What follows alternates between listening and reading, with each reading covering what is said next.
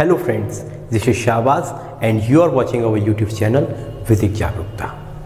जैसा कि आपको पता है, समय समय पे हम आपके लिए जुडिशियल एग्ज़ाम से रिलेटेड बहुत ही इंफॉर्मेटिव वीडियोस लेके आते रहते हैं और आज हम फिर से आपके लिए एक बहुत इंपॉर्टेंट वीडियो लेके आए हैं।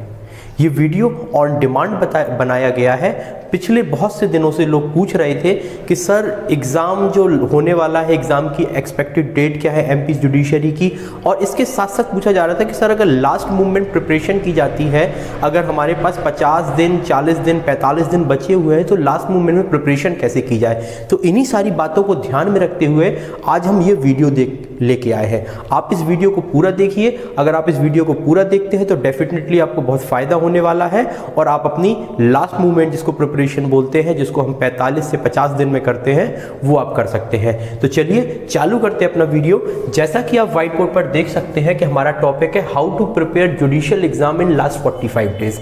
अब देखिए, जुडिशियल एग्जाम कोई ऐसा एग्जाम तो है नहीं है कि आप 45 डेज में ही उसको प्रिपेयर करें, लेकिन अगर कोई व्यक्ति इसको प्रिपेयर करता आ रहा है कुछ दिन से, या उसका ये पहला अटेम्प्ट है, उसके पास समय नहीं है, तो आप एक कोशिश कर सकते हैं कि 45 डेज में आप बेस्ट रिजल्ट दे पाएं। अगर आपने 50% भी पढ़ा हुआ है और आप इस स्ट्रेटेजी पे काम करते हैं तो हो सकता है आपका प्रीलिम्स क्लियर हो जाए। तो चलिए बात उसी की करते हैं कि किन किन चीज़ों का ध्यान देना पड़ेगा जो लोग पहली बार एग्जाम दे रहे हैं या जिनके पास समय कम है, जिनकी प्रिपरेशन अभी नहीं हो पाई है।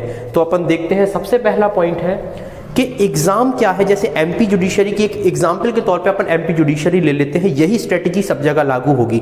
अपन एग्जाम्पल के तौर पे एमपी सिविल जज ले लेते हैं, तो आपको पता होगा कि एमपी सिविल जज में जो पेपर आता है वो कितने मार्क्स का आता है, 150 मार्क्स का आता है, जिसमें 110 नंबर का लॉ आता है और 40 नंबर का आपका आता है जीके जीएस। तो अब अपन देखते हैं, मैंने सबसे पहली चीज रखी है day allotted according to subject. अब अपन को देखना है कि अपने पास कितना समय है। मान लेते हैं अपने पास 45 दिन का समय है, तो 45 दिन के हिसाब से सबसे पहले अपने डे अलॉट करिए कि अपने पास 45 डेज है और अपने पास 110 नंबर का लॉ है जिसमें 12 सब्जेक्ट आते हैं और 12 में भी 7 मेजर सब्जेक्ट आते हैं और इसमें क्या आते हैं, 5 माइनर लॉ जिनको हम कहते हैं वो आते हैं, और फिर जीके जीएस अलग हो गई।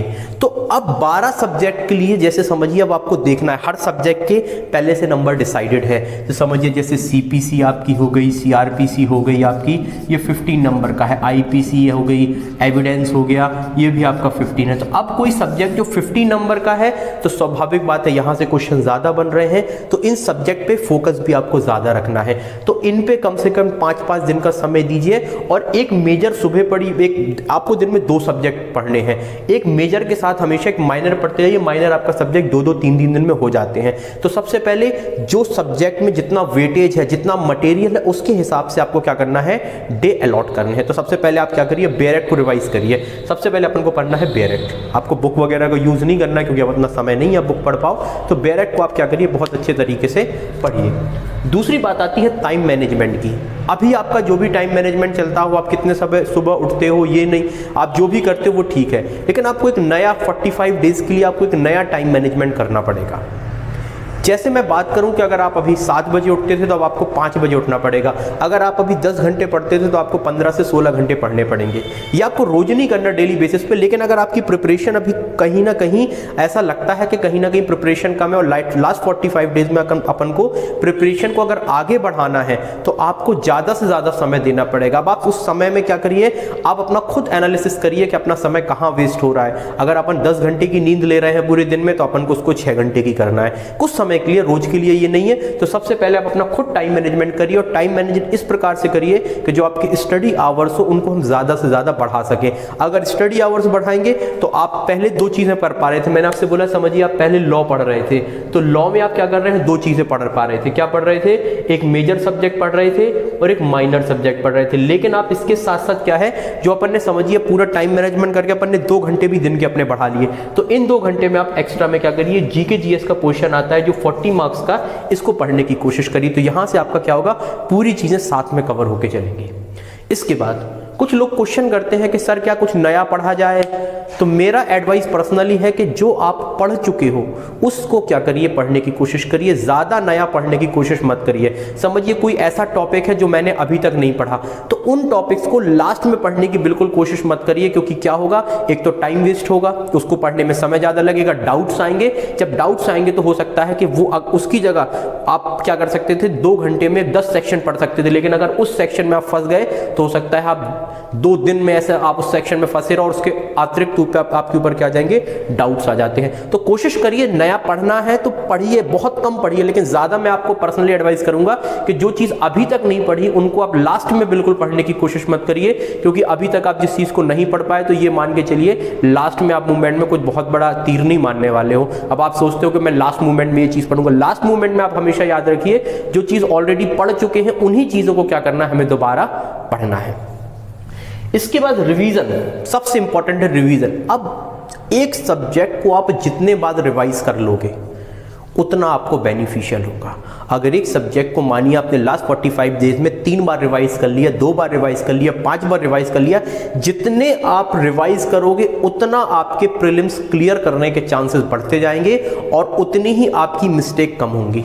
तो कोशिश करिए बैरेक से चीज़ों को पढ़े और बैरेक को बार बार रिवाइज करने का। ये मत सोचिए कि हमने एक बार बैरेक ऊपर ऊपर से पढ़ दिया अब खत्म हो गया मेरा तो सब कुछ आ गया, नहीं, बैरेक को बार बार पढ़ने की कोशिश करिए। जितना रिवाइज करोगे उतने चांसेस आपके ऊपर बढ़ते जाएंगे क्लियर करने के, और डाउट आपके उतने ही कम होते जाएंगे और आपकी जो गलतियां है वो भी उतनी कम होंगी। जब गलतियां कम होंगी, डाउट कम होंगे और आपके चीज़ बढ़ती जाएगी, लेवल आपका एग्जाम का जो आपका एक प्रिपरेशन का लेवल है वो बढ़ता जाएगा, तो प्रीलिम्स आपके क्लियर करने के चांसेस बढ़ते जाएंगे। इसके बाद कुछ चीज़ें और देखनी है जो हम लास्ट मूवमेंट में कर सकते हैं 45 डेज में, वो है आपका लॉ एमसीक्यू। जैसे आपने सुना होगा लॉ की ओटी लगाना या लॉ एमसीक्यूज आते हैं, जैसे मल्टीपल चॉइस क्वेश्चंस आते हैं ना जिसमें 4 ऑप्शंस होते हैं। इसकी बुक्स आती हैं, जैसे हम बात करें घटना चक्र महावीर पब्लिकेशन की, और आप बात करते हैं यूनिवर्सल, लेक्सिस नेक्सिस, सिंघल की, इस प्रकार से बहुत सारी बुक्स आती हैं। इनमें क्या होती है, एमसीक्यूज रहते हैं चैप्टर के अकॉर्डिंग, सेक्शन के अकॉर्डिंग, इस प्रकार से। तो आप इनको लगाने की कोशिश करिए। समझिए मैंने आज आईपीसी पढ़ी, आईपीसी का मैंने आज 100 सेक्शन तक पढ़ लिया, तो 100 सेक्शन मतलब 106 तक आपका एक चैप्टर है, तो 106 तक चैप्टर वाइज ओटी रहती है आपकी एमसीक्यू, इनको लगाने की कोशिश करिए। इससे 2 चीज होती है, एक तो हमें यह पता चलता है कि क्वेश्चन किस प्रकार का आने वाला है, यहां से कैसे कैसे क्वेश्चन बन सकते हैं। दूसरी चीज ये पता चलती है कि जो चीज हम पढ़ रहे हैं क्या वो चीजें कवर हो रही हैं या नहीं। ऐसा तो हम तो यही सोच के पढ़ते हैं ना कि हमको तो सब कुछ आने लगा, लेकिन आपका आना, तो आप कैसे अपने आप को एनालिसिस कर सकते हो। आप एनालिसिस इस प्रकार से करिए कि आप देखिए कि उसको ओटी लगाएंगे आप एमसीक्यू, तो आपको पता चलता जाएगा कि आप जो चीजें कवर कर रहे हो क्या वो एग्जाम में कवर हो रही है, एग्जाम पॉइंट ऑफ व्यू से नहीं। और अगर आपको लगता है कि यार कुछ ऐसी चीजें हैं जो हम छोड़ रहे हैं, तो आप दोबारा उस सेक्शन को पढ़िए, इससे आपका क्या होगा, बड़ा ही बेनिफिट होने वाला है। इसके बाद कोशिश करिए टेस्ट सीरीज ज्वाइन करने की, क्योंकि देखिए हम तो वो पढ़ते हैं जो हमें आता है, या हम जो पढ़ लेते हैं हम तो ये समझने लगते हैं हमें आता है।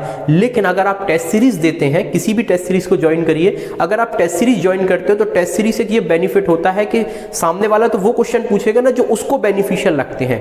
तो आप टेस्ट सीरीज ज्वाइन करेंगे, आप अपने नंबर का एनालिसिस करिए, एनालिसिस करने के बाद आपको पता चलेगा कि हम कहाँ पे वीक है। अब जहाँ पे वीक है अपने पास लास्ट मूवमेंट में आप उसको भी सही कर सकते हैं। जैसे हमारी भी टेस्ट सीरीज चल रही है, उस टेस्ट सीरीज में क्या है, बहुत अच्छा रिस्पॉन्स आया है, बहुत से लोगों ने टेस्ट सीरीज ज्वाइन की है। तो अगर आप टेस्ट सीरीज को ज्वाइन करते हैं तो टेस्ट सीरीज ज्वाइन करके क्या होगा, आपको बहुत ज्यादा बेनिफिट मिलता है एग्जाम्स में। और जो भी आपके प्रीवियस ईयर के टॉपर्स रहे हो, आप किसी भी टॉपर का इंटरव्यू देख लीजिए, किसी भी टॉपर को आप जानते हो, आप पर्सनली उससे बात करिए, वो आपको यही सजेस्ट करेगा कि एग्जाम के लिए टेस्ट मस्ट है। और जो लोग टेस्ट नहीं लगाते हैं उन्हें कहीं ना कहीं खामियाजा भी इसका भुगतना पड़ता है।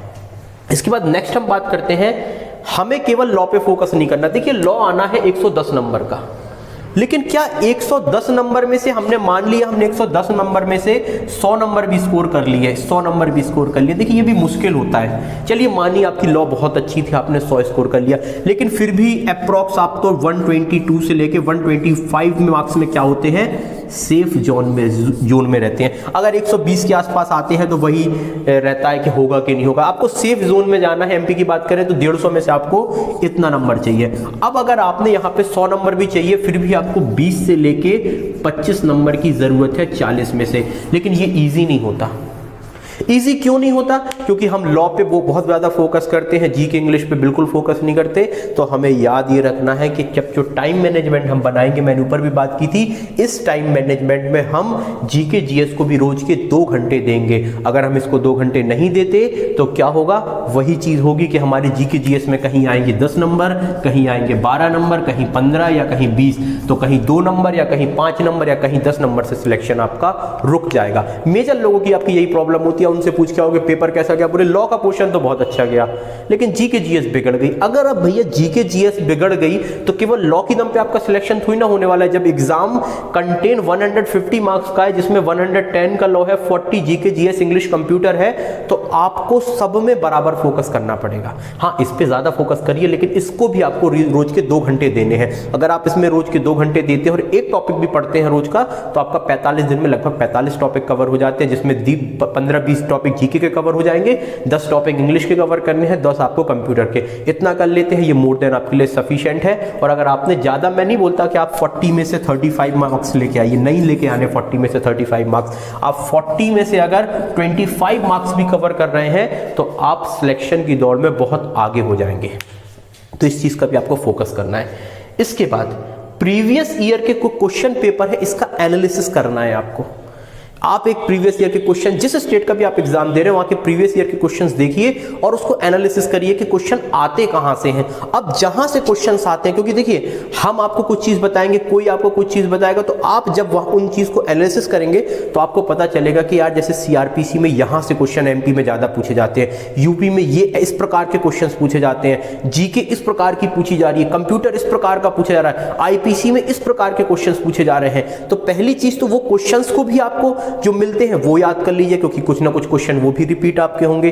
दूसरी चीज, उन क्वेश्चंस को तो छोड़ दीजिए, उनसे आपको एक आइडिया लग जाएगा कि कौन से चैप्टर से इंपॉर्टेंट है, कौन सी सेक्शन से इंपॉर्टेंट है, क्वेश्चन किस प्रकार के आते हैं, क्या प्रॉब्लमेटिक क्वेश्चंस है, सेक्शन बेस्ड क्वेश्चन है, या कोई जो क्वेश्चन है वो इलस्ट्रेशन बेस्ड है, केस लॉस पूछे जाते हैं, न्यू केस लॉस पूछे जाते हैं, अमेंडमेंट आते हैं या नहीं आते, ये आपको सारी चीज पता चलेगी। और जिस प्रकार वो क्वेश्चन पेपर्स आते हैं उसी प्रकार को आपको अपनी स्टडी पे ध्यान देना है। तो ये तो रही कुछ टिप जो मैं हमेशा फॉलो करता हूं और अपने स्टूडेंट को फॉलो करवाता हूं, और उनका बहुत अच्छा रिजल्ट आता है। आप भी एक बार इन स्ट्रेटेजी पे काम करिए, और अगर आपने ये सारी की सारी स्ट्रेटेजी मेरे बताए अनुसार करी तो पूरी संभावना है कि आपको सफलता मिले, अगर आप उसमें सही मेहनत करते हैं। बाकी अगर वीडियो अच्छी लगे तो वीडियो को लाइक करें, चैनल को सब्सक्राइब करें और वीडियो को शेयर अपने दोस्तों तक करें ताकि वह भी इस चीज का फायदा उठा पाए। Thank you for watching.